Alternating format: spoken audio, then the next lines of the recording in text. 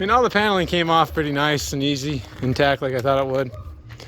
The plywood did not stick to the foam, which seems to be the biggest problem we have going on right now. We'll do a little anatomy of failure on the foam up on top.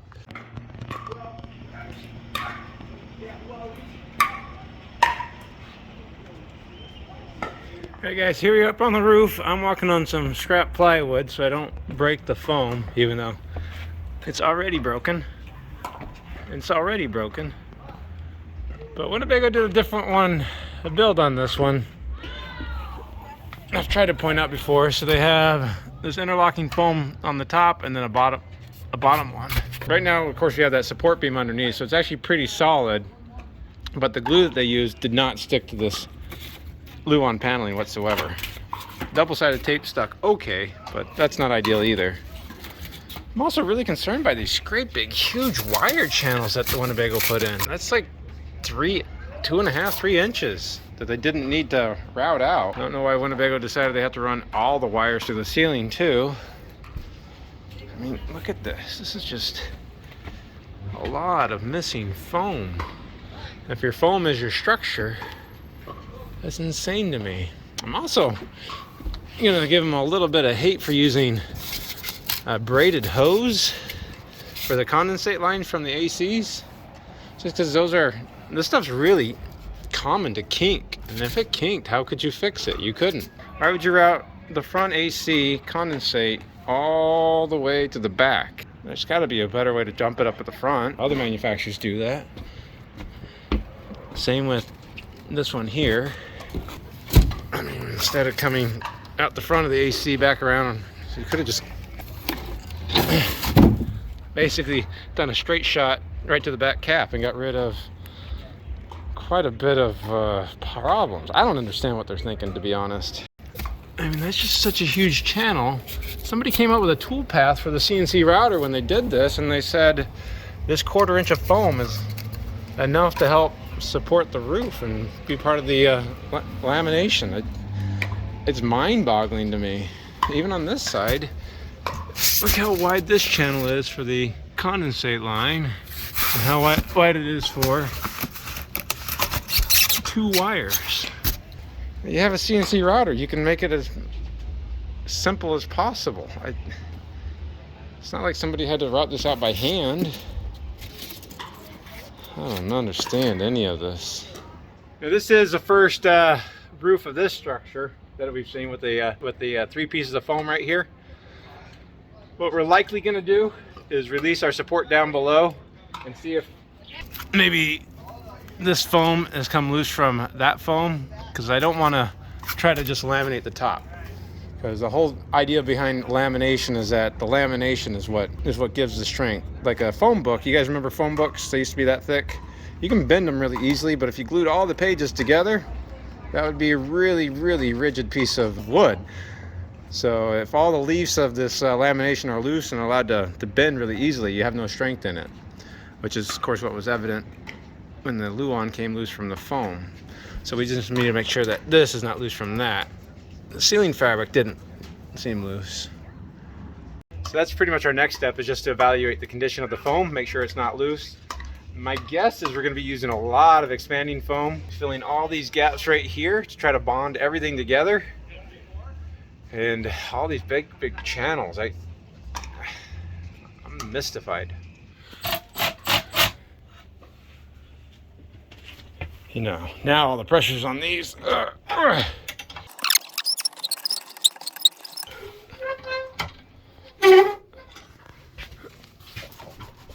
Back loose again. I'm gonna get on the roof if you're gonna do that, and we'll see if it flexes. It really doesn't seem loose to me. Now let me go out a little bit further, okay? I'll wear it backwards. I need to get a board out there. Okay, go ahead.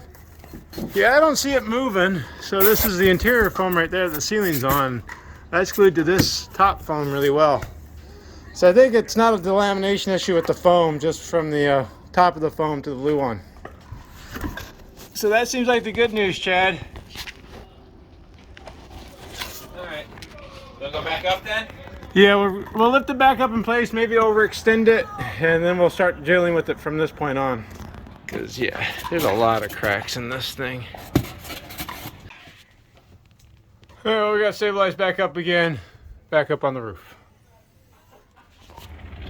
So here goes the process of stitching some foam together and filling a lot of voids. A lot of voids. Like, that goes inside. That's not good. So we'll fill that void too. And here's that steel rib Winnebago. People always tell me there's steel ribs in the roofs here, but they don't even have these screwed down now. They're just free floating.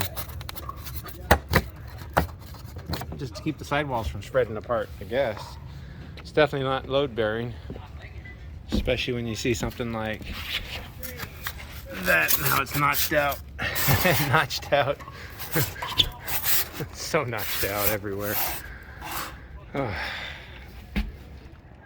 It's a slow process, but we'll get there. This is the first time we've ever stitched the foam like this. We've definitely foamed panels before, but not filling all these gaps. So now we have to come through after this cures and trim that flush. Nothing but extra work all the time. Just two guys stitching foam together using brad nails and foam.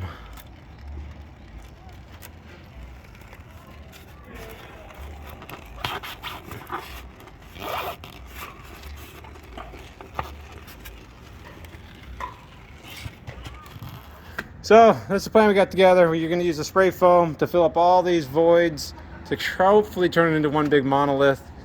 We'll stitch the big cracks together using some brad nails, really big brad nails. We already did a test run over here, stitching from both sides, and it stabilized it a lot. This stuff still hasn't cured yet, so it should be really good afterwards. We've used this foam quite a bit. It's worked out pretty well. Of course, then after that, we're going to have to come back and cut everything flush before we can put the deck on.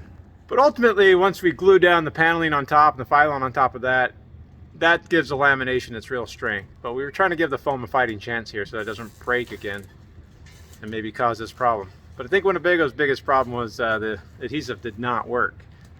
I don't know if they had a bad batch, they changed the procedure.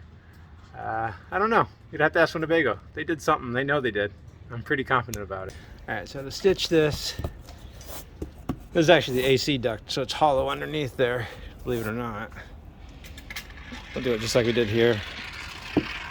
What I like to do is get the glue down in there first.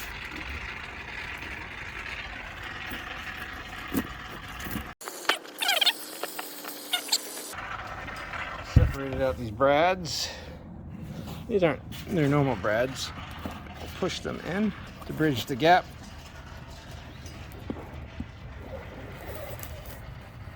Just like that. And we'll do alternate it side to side. So we go from this looseness. We're all stitched together now. So it's a lot more stabilized. It may not look like it is, but once this thing cures, it should be nice and strong. Right, Chad? Only stealing this roof. Only stealing the roof.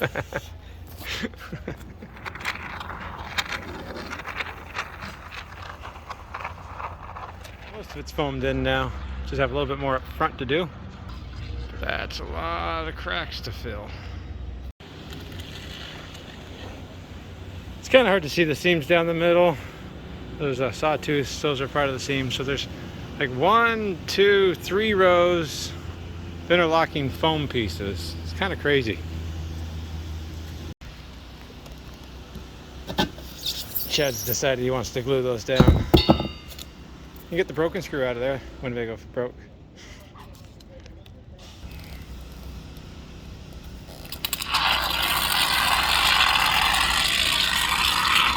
But that's what's actually holding the ACs to the roof.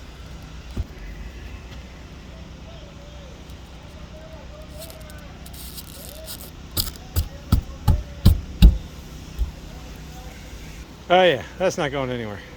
In the end, you got yourself. Can't believe you do that. Can't take you anywhere. Nope. So here it is, all foamed up. There's not a step we normally do on these roofs.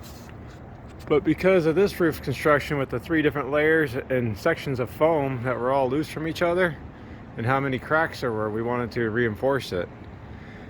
Now, we didn't have to fill up every single wire run and channel. Our opinion was pretty much why just do the seams like right here and there.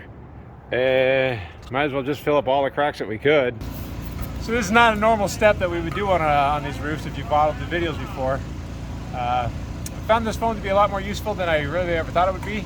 But with this roof in this kind of condition, we really needed to do a lot of extra repairs to it before we even think about putting the paneling on.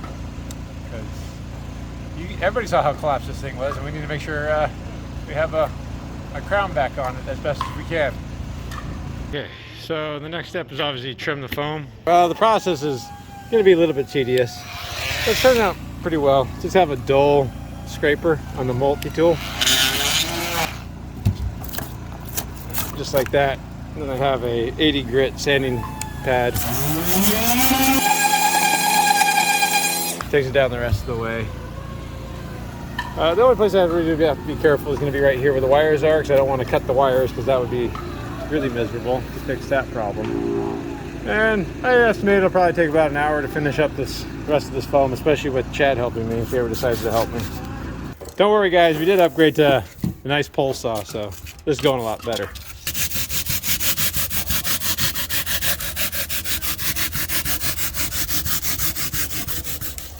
I don't want to do anything aggressive because there are some places where wires are sticking out, like right there. I don't want to hit those with power tools. But we'll make quick work of this.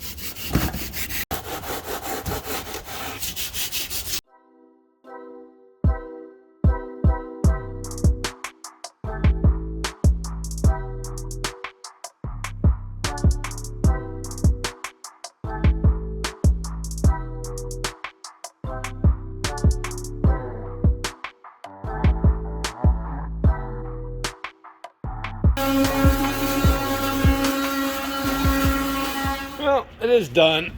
Overall, I'm pretty pleased with the way this filled in and got level.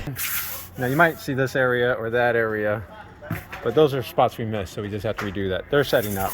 Then we decided to move the coax cable that was put there in the wrong place over here. So we drilled a hole, put it in there. I think we're ready to start putting the paneling down.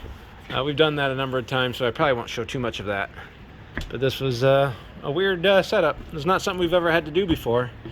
But I can also say I think it's probably a good idea to do in the future. More work. More work. That's not factored into the normal quote that I give.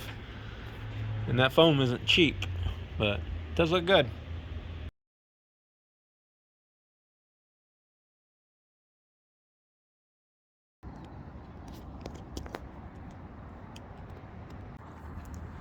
You know what's even worse? What do you want, your knife? Yeah. All right.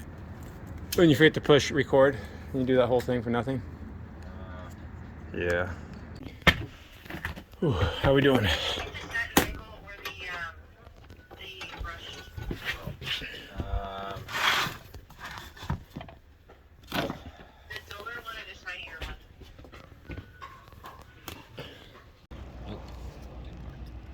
You have to go at a better angle. It works 50% of the time, 100% of the time. Wait, 100% of the time, 50% of the time. Guess what didn't win? What didn't win? This giant blob of sealant. Okay, that's the forbidden fruit. Give you $1 if you eat it. $1? I'd do anything for $1.